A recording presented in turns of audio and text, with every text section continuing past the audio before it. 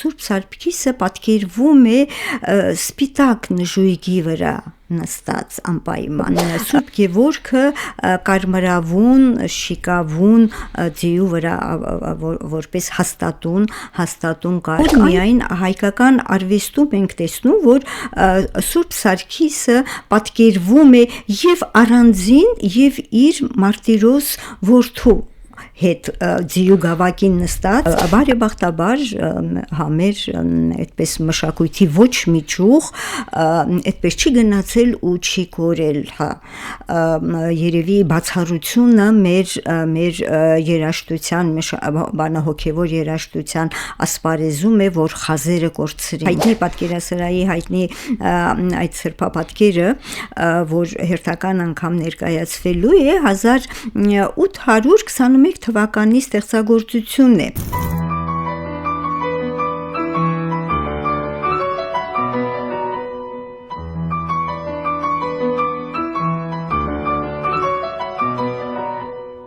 Հանրային ռադիոյի եթերում Արարատյան հայրապետական թեմի ինքնություն հաղորդումն է բարև ձեզ ես Նոյեմին եմ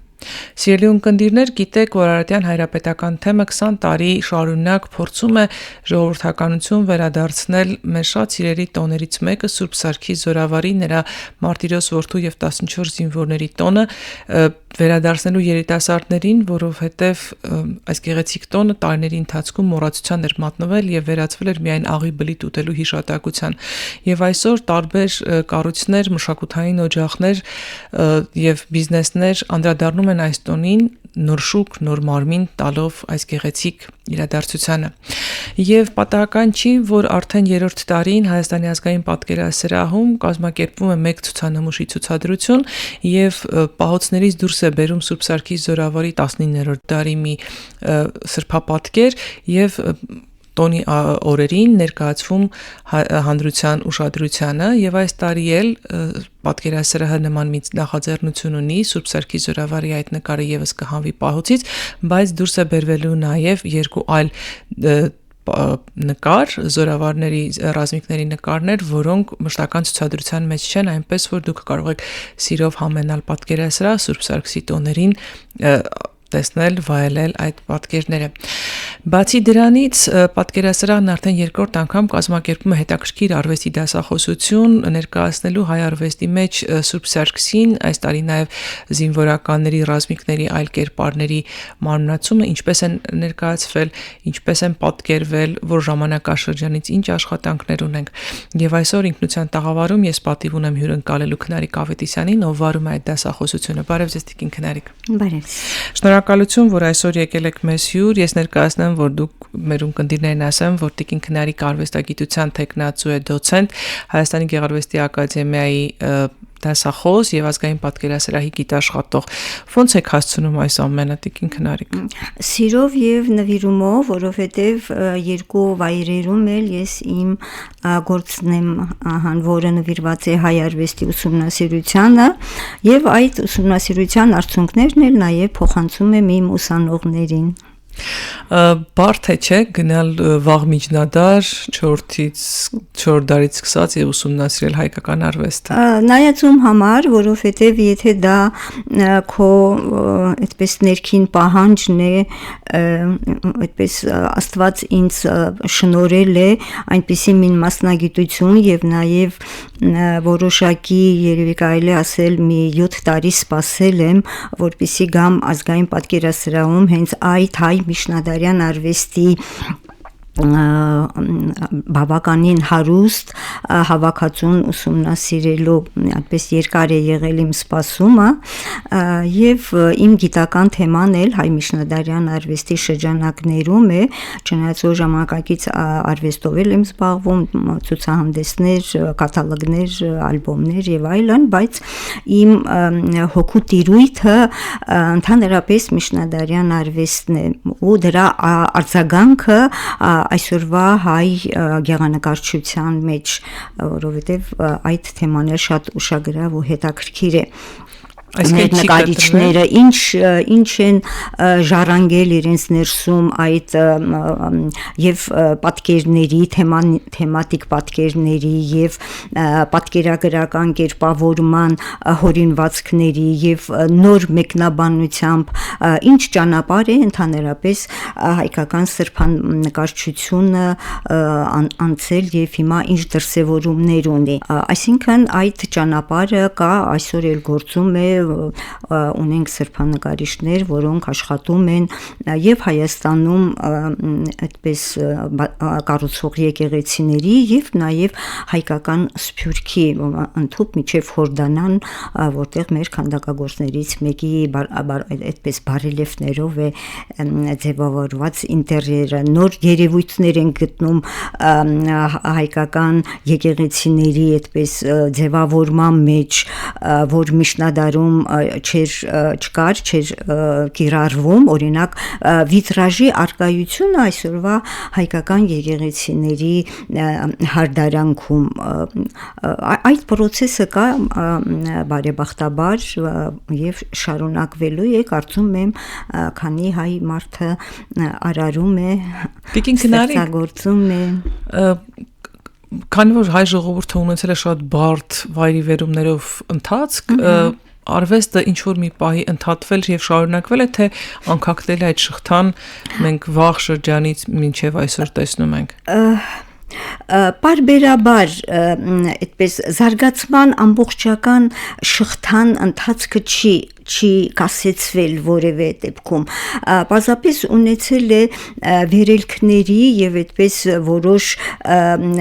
գոյատևման ճանապարհը շարունակող ընթացք, օրինակ, եթե մենք նայում ենք հայկական որմնանկարչությանը, երբ որ Հայաստանը երկու մուսուլմանական տիրապետությունների տակ են, Կիլիկյան թագավորության անկումից հետո գիտենք, հայկական եկեղեցիների որոշ մասում գտնվող հայկական եկեղեցիների ներսը նորից որ նրան զարթվում էր, հարցը այն է, թեմատիկ, ոճական, ինչ այդպես դրսևորում ենք տեսնում այդ, բայց չի կասեցվել, սրբապատկերներ են ստեղծվել, ժողովրդական արվեստներն են զարգացել, որևէ դադար չի ունեցել հայկական մանրանկարչությունը, որովհետև գրչության կենտրոններում սուս-պուս իրենց համար նստած, այդպես պահպանելով կոնկրետ այդ տարածաշրջանի դպրոցի այնտեղ այդպես վասպուրական է, գլաձոր է, արցախութիկ է, շարունակել են կոնկրետ այդ դպրոցի ավանդույթներով նորից ձեռագիր մատյաններ ընդօրինակել եւ նկարազարդել, դա մենք տեսնում ենք մինչև 1600 թվականների գոնե ինձ շատ լավ հայտնի այդպես շրջանը 1600 թվականների երկրորդ կես է գալիս, բարեբախտաբար համեր այդպես մշակույթի ոչ միջուղ այդպես չի գնացել ու չի կորել, երևի բացառությունը մեր երաժշտության բանահոգևոր երաժշտության ասպարեզում է, որ խազերը կորցրինք, դա իմ այդպես խազերը կորցրինք, հիմա լիմոնջան համակարգն ենք նաև կորցնում, քիչ մարդիկ կան, որոնք հասկանում են, կարդում են, տարածում են, գրառում են դրանով։ Քանի որ խոսում ենք Սուրբ Սարգսի մասին, Սուրբ Սարգսի տոնին, ձեր թեման էլ դասախոսության լինելու է ռազմիկների պատկերումը արվեստում, ուզում եմ հասկանալ ամենավաղ շրջանը երբ է մենք երբ ունենք ռազմիկների պատկերված քանդակներ,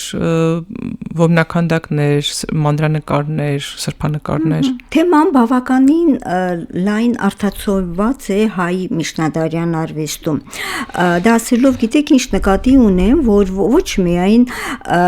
Սուրբ զինվորներից Սուրբ Սարգսի պատկերն ենք մենք տեսնում հայկական միջնադարյան արվեստի տարբեր հուշարձանների եւ տարբեր դարաշրջանների հուշարձաններում, այլ նաև Սուրբ զինվորներից Քրիստոնեության արշալույսին պես հանուն հավատքի նահատակված մարտիրոսված Սուրբ զինվորներից Սուրբ Սարգսից բացի նաև Սուրբ Գևորգի պատկերը բավականին տարածված է, Սուրբ Թեոդորոսի պատկերը, որ մենք հանդիպում ենք վաղ շրջանի հայկական արվեստում հետագայում ուրեմն այդպես ավելի հայ ժողովուրդը նախընտրել է Սուրբ Սարգսի եւ Սուրբ Գևորգի պաշտամունքը, գիտենք այդպես տարբեր ավանդազրույցներ կան, հատկապես Սուրբ Սարգսի հետ կապված այն, որ ինքը Կոստանդին կայսեր օրոք, որ բյզանդական կայսրությունը քրիստոնեություն ընդունեց, ինքը մեծ պատվի արժանացած իշխանի կոչում էր ստացել եւ սպարապետ էր եւ քարոզելու իրավունք ուներ, երբ որ Կոստանդինին փոխարինեց Հուստինիանոս Ուրացողը, ինքը ստիպված հալածանքներից փրկվելու համար Բյուզանդիան թողեց, եկավ Հայաստան, որոշ ժամանակ մնաց այստեղ եւ հետո գնաց Պարսից աշխարհ եւ այնտեղ զինվորական ծառայության անցավ, այնտեղ էլ գիտենք իր հավատքի համար նահատակվեց ոչ միայն ինքը, այլ առաջի հերթին իր աչքի առաջ իր մարտիրոս որդուն այդպես նահատակեցին, հետո ինքը իր 14 ուրեմն հավատարիմ զորականները, որոնք նույնպես քրիստոնեական դավանանքի էին, եւ ինչու Սուրբ Սարգիսը, Սուրբ զինվորները իրենք ուրեմն այդպես պաշտամունքը լայն տարածում է գտել քրիստոնյա աշխարհում, հատկապես արևելաքրիստոնեական աշխարհում եւ Հայաստանում, եւ Սուրբ Սարգսի հետ այդպես կապված գիտենք, որ ինքը Կապադովկիայից էր, Կապադովկիայի Կեսարիա քաղաքից էր, Սուրբ Գևորգի վարքագրության մեջ այդպես կարդում ենք, որ ինքը մայրական կողմից սերում էր հայկական ընտանիքից ու նաև նրա այդպես շատ հայտնի է վիշապասպան, այսինքն չարի դեմ պայքարողի որպես կերպար եւ հատկապես այս երկու սրբերը միջնադարյան արվեստի ամենավաղ հուշարձաններից եթե սկսենք որտեղ պահպանված են, դա Օձունի հուշակոթողի նիստերի վրա են այդ երկու սուրբ ռազմիկների եւ այդ ժամանակաշրջանի եւ այդպես ղպտական արվեստում Կապադովկյան այդպես մշակույթի մեջ այդ զինվորների պատկերները կան եւ հայ արվեստում հետագայում մենք տեսնում ենք վաղ միջնադարյան որմնանկարչության մեջ լմբատավանքի օրինակը, որի նաև ընթորինակություններ ազգային պատկերասրահում ցուցադրվում են,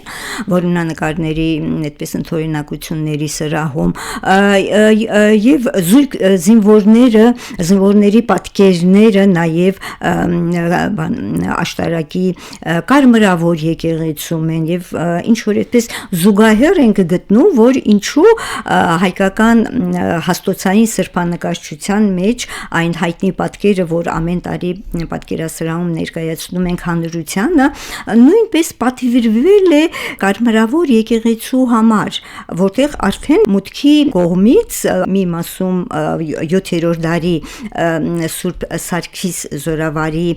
որմնանկարն է, մյուս կողմում Սուրբ Գևորգի եւ ավելի շատ հայկական արվեստում այս երկու սրբերի պատկերներին ենք հանդիպում, հետո որմնանկարչության մեջ վաղ շրջանի նաև Սուրբ Թեոդորոսի պատկերը կա, որ ինչպես ասացի, հետագա շրջանում ավելի նախապատվելի, նախընտրելի են մնում էր երկու սրբերը, Սուրբ Գևորգ, Սուրբ Սարգիս։ Որմնանկարչության մեջ թեման շարունակվում է մինչև առ այսօր։ Ինչ նկատի ունեմ որմնանկարչության մեջ կարմրավոր եկեղեցու որմնանկարներից բացի լմբատավանքում ասացի այդ զինվորների պատկերները կան, բարձրաքանդակները մենք տեսնում ենք Աղթամարի Սուրբ Խաչ եկեղեցու բարձրաքանդակները, այստեղ նույնպես 3 զինվորների պատկերները կան եւ ժամանակի մեջ ուրեմն հստակվել են տարբեր գաղափարներ արտահայտելու նպատակով պատկերագրական զանազան հորինվածքներ են նաև ստեղծվել, այն որ միայն հայկական արվեստում ենք տեսնում, որ Սուրբ Սարգիսը պատկերվում է եւ առանձին եւ իր մարտիրոս որդու հետ ձիու գավակին նստած հայ արվեստում մենք տեսնում ենք շատ օրինակներ ունենք, որը գալիս է միջև դեկորատիվ կիրառական արվեստ, այսինքն եկեղեցիների վարագույրների, նաև ծածկոցների, սկիհի ծածկոցների, այդպես մասունքի պահարանի պատերի վրա Սուրբ Սարգսի այդպես պատկերը։ Տիկին Քնարիկ, միշտ լինում է խնդիր, որ Սուրբ Գևորգի եւ Սուրբ Սարգսի պատկերները շփոթվում են։ Եվ եթե չեմ սխալվում, այն պատկերներում, որտեղ զինվորը պատկերված է լինում իր փոքրիկ որդու հետ, դա ասում են, որ Սուրբ Սարգիսն է, եւ այնտեղ որ միայնակ է, դա համարում են Սուրբ Գևորգի պատկերը, թե Սուրբ Սարգիսն էլ առանձին պատկերվում է։ Ուրեմն Սուրբ զինվորների պատկերագրության մեջ այն հորինվածքները, որտեղ նրանք միայն ձիավոր են պատկերվում անպայման զրահով, զրահապատ վերնահագուստով, նաև սաղավարտով, թիկնոցով, որ այդպես ծածանվում է, այդ դեպքում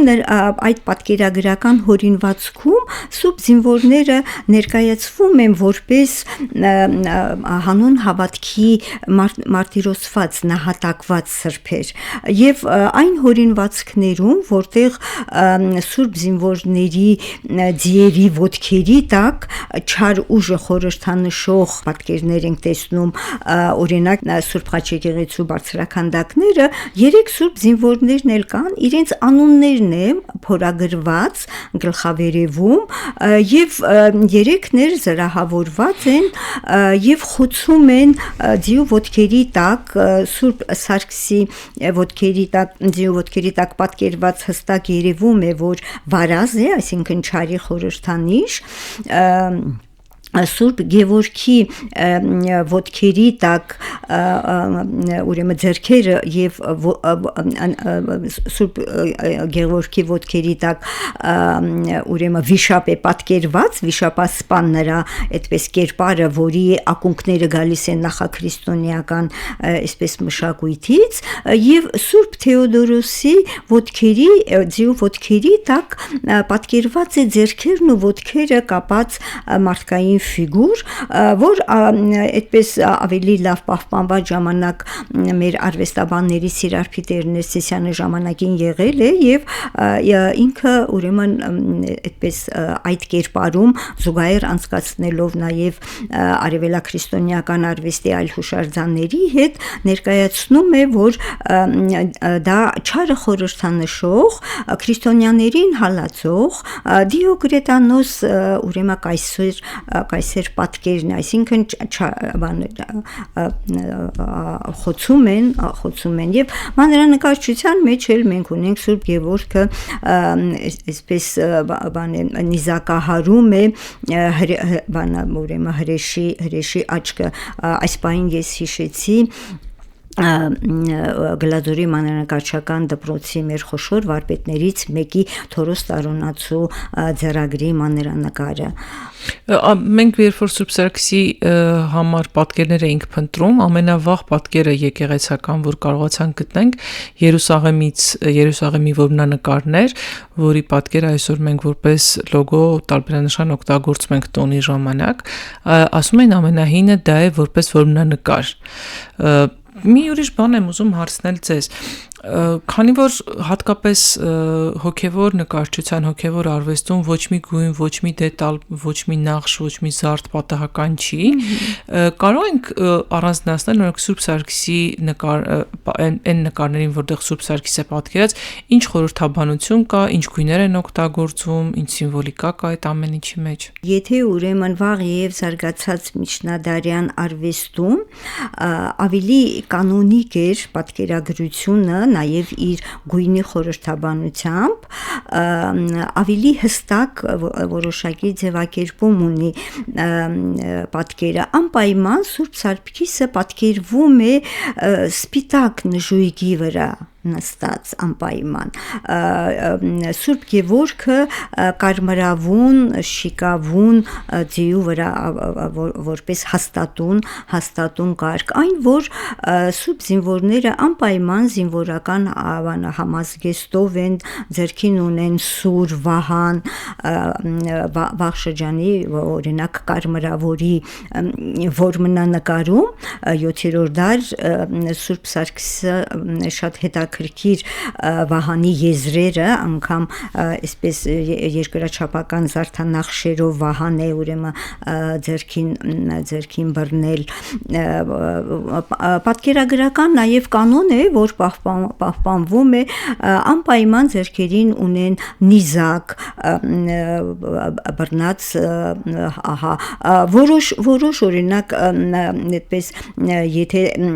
զարգացած միջնադարյան որմնանկարչության մեջ այս կանոնները կա իսկ ավելի այդպես հաստոցային սրբանկարչության մեջ որը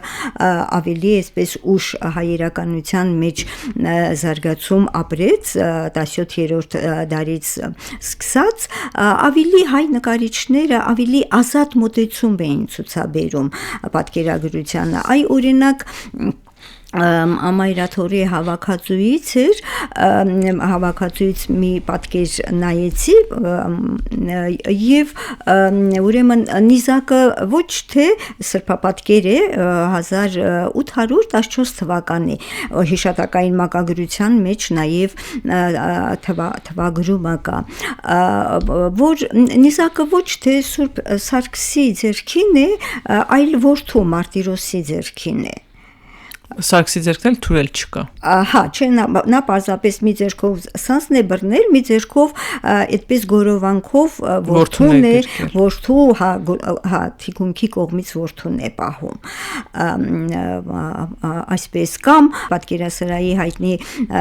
այդ սրբապատկերը, որ հերթական անգամ ներկայացվելու է 1821 թվականի ստեղծագործություն է եւ աշտարակի ուրեմն կարմրավոր եկեղեցուն նվիրաբերած հիշատակային մակագրության մեջ ենք տեսնում եւ այդտեղից էլ 39 թվականին բերվել է առաջին ուրեմն թանգարան է բերվել պատկերասրահ է բերվել այդ աշխատանքը ինչ է այնտեղ եւ ուրեմն Սուրբ Սարգիսը ոչ թե թրով է կամ նիզակով է որ ավելի որմնանկարչության մեջ կամ մաներանկարչության մեջ 14-րդ դարի մաներանկար Սյունիքի դպրոցի մաներանկարչության մեջ էլ 4 զինվորների պատկերներ կան առանձին մեկական էջերով ներկայացված որ նույնպես նորություն է հայկական մաներանկարչության մեջ այնտեղ էլ զինվորները ուրեմն նիզակով են այստեղ գուրզ է Սուրբ Սարգսի ձեռքին գուրզ է պատկերված եւ այդպես նոր ժամանակների նաեւ այդպես մտածողության արտահայտությունը այն է սրբանկարչության մեջ որ դրսևորվել է արդեն Սուրբ զինվորները եւ Սուրբ Սարգիսը եւ Սուրբ Գևորգն էլ նկատի ունեմ պատկերվում են այդպես լեռնային բնապատկերի խորքի վրա հա ետնախորքում ձերի ոտքերի տակ թիկունքի կողմից այդպես եւ ամպերով երկինք ենք տեսնում այդպես ոչ դեկորատիվ այն երկինքը իր աստծո լույսը ճառագող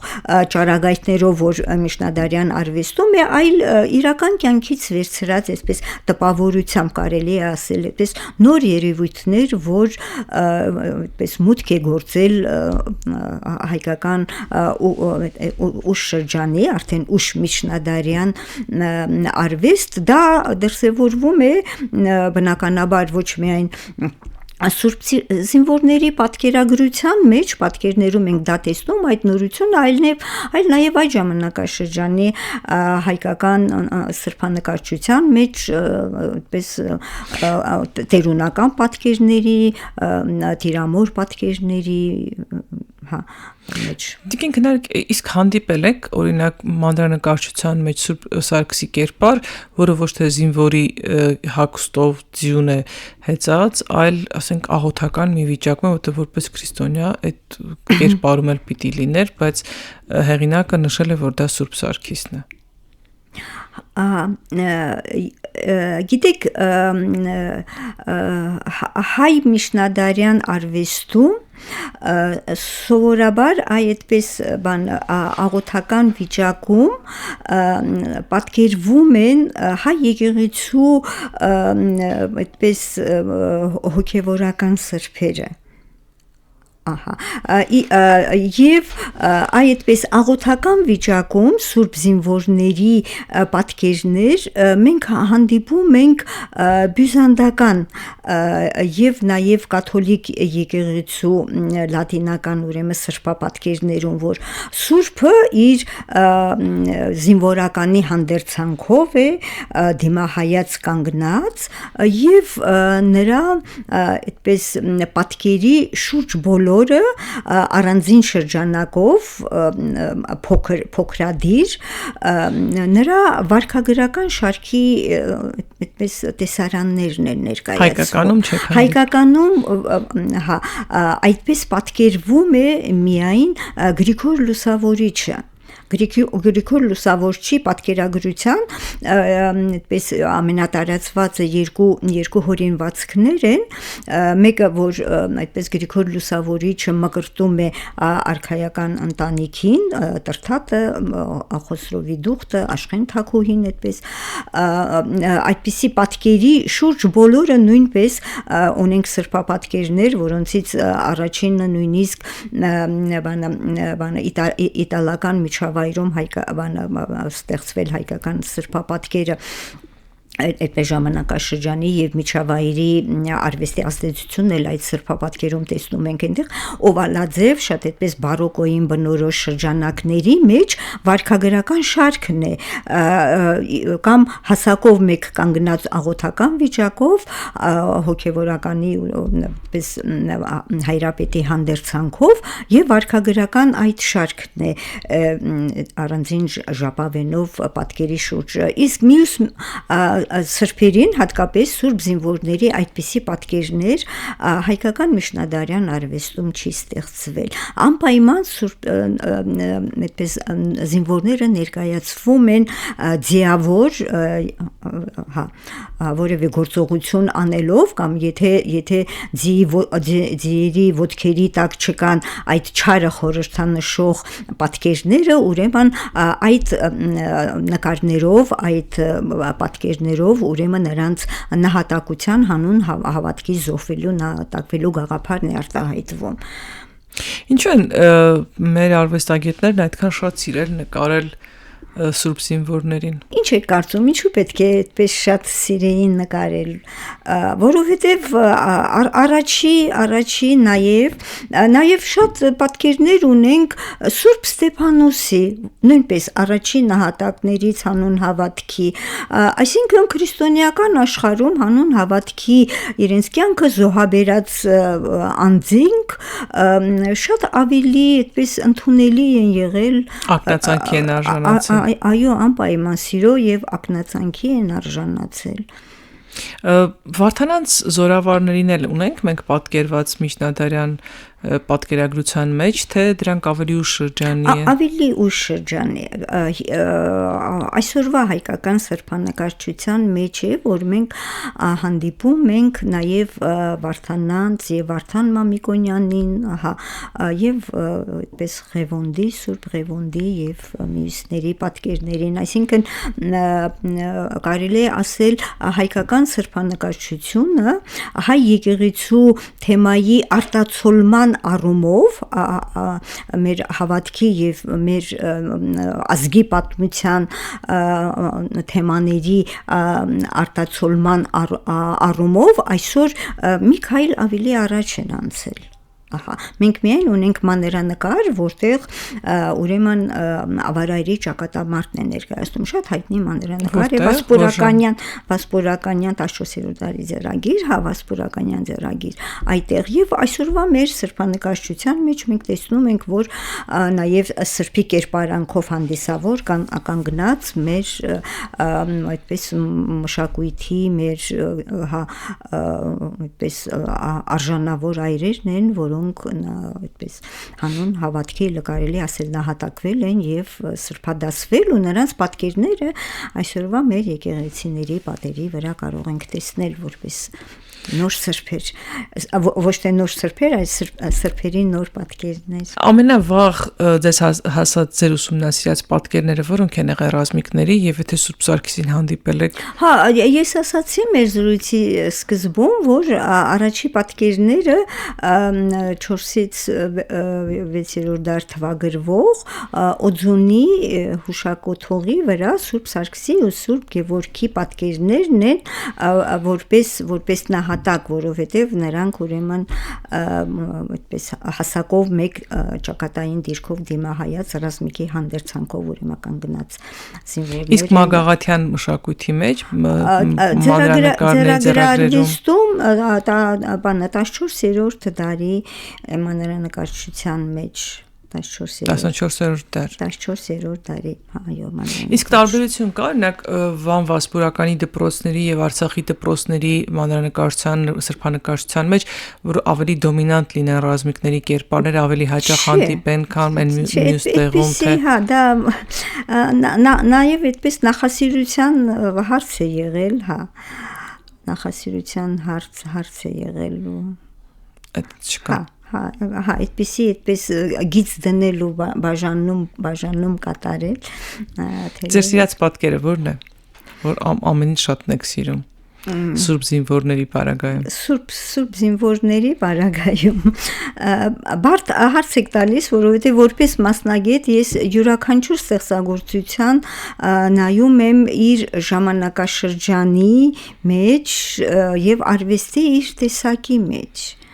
Հա, եթե մանրանկարչության մեջ ուրեմն այն դինամիկ շարժումն, այն այդպես սատանային կուրացնելու այդպես վճռականությամբ ձեռքը վեր բարձրացրած, ասենք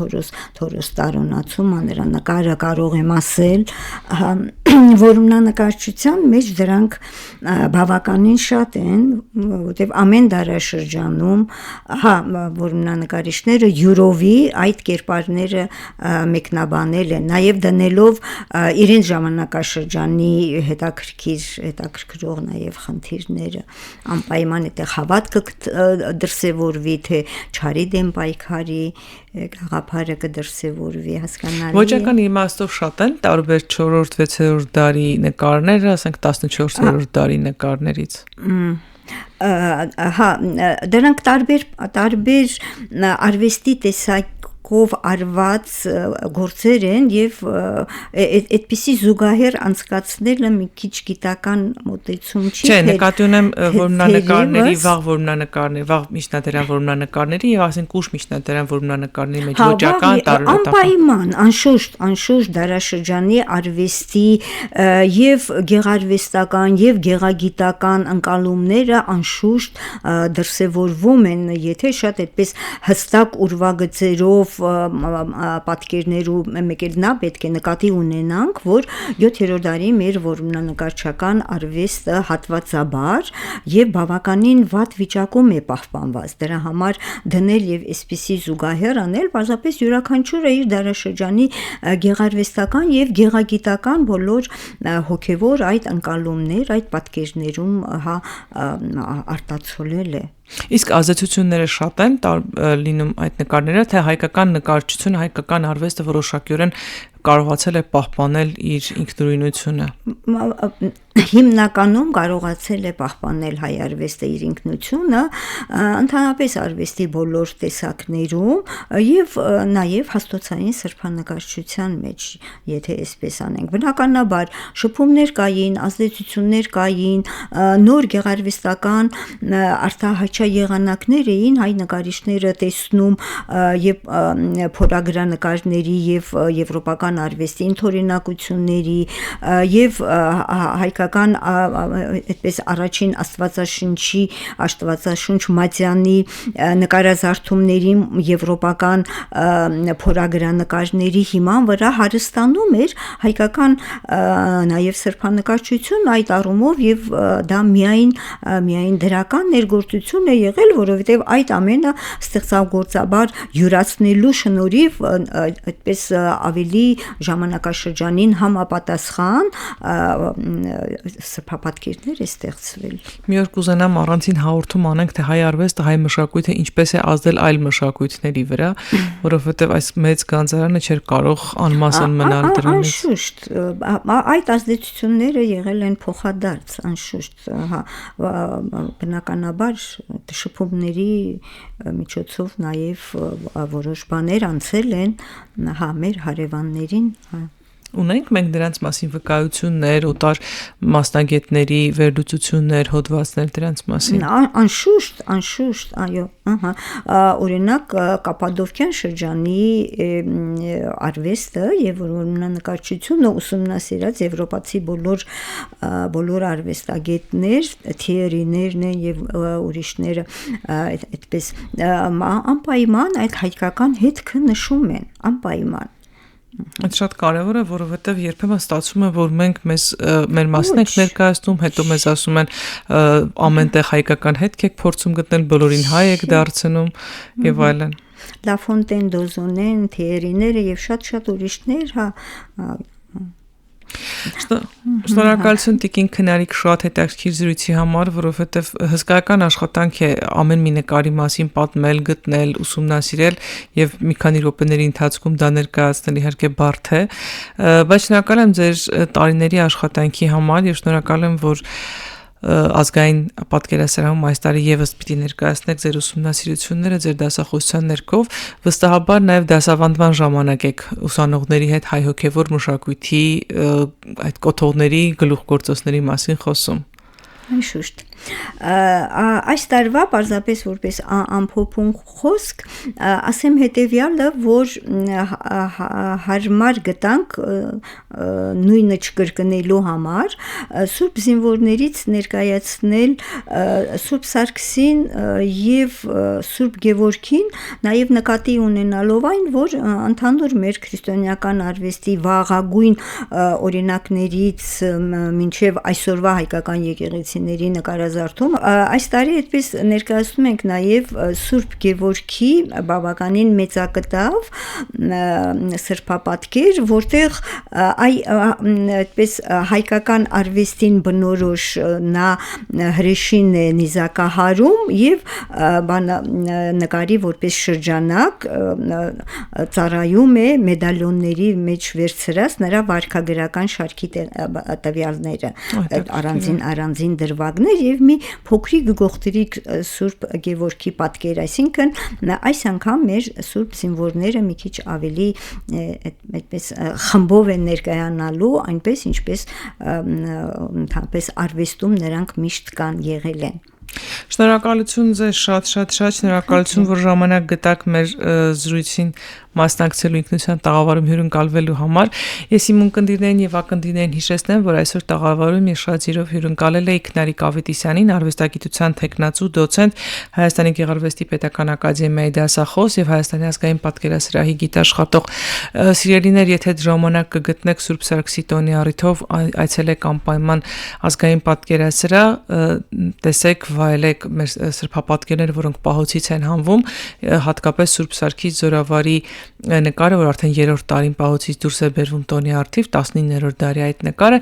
եւ անպայման եկեք ու լսեք Տիկին Քնարիկի դասախոսությունը, որովհետեւ այն ինչ ներկայացվեց այստեղ մի բան է, երբ որ դուք կենթանի դասախոսությունը կլսեք եւ պատկերները ցուցադրելով կլսեք, թե ինչպես է տիկին Քնարիկը յուրաքանչյուրը մեկնաբանում եւ բացում։ Շնորհակալություն ձեզ շատ։ Շնորհակալ հրավերի համար։ Ինքնությունը եթերում կլինի հաջորդ շաբաթ։ Ցտեսություն։